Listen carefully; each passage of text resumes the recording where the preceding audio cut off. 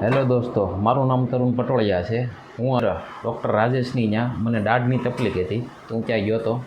એણે મને દાઢ કાઢી દીધી, પણ મને દાઢ કાઢી એ સર્જરી કરીને કાઢી ને એમાંથી દાઢના 3-4 નાના નાના ટુકડા નીકળ્યા હતા।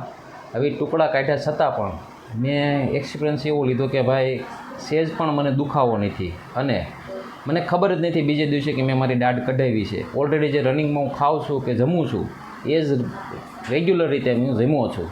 ખબર જ નથી પડી કઈ રીતે એને પેઇનલેસ કે સહેજે દુખાવો મને નથી થયો। દુખાવો નથી થયો। પાછી બીજી વાત કરું તે પછી પણ એને કેરિંગની વાત કરું ને તો 1-2 દિવસ એનો કોલ આવ્યો હતો, કેમ છે ભાઈ, શું થયું, કાંઈ તકલીફ નથી ને?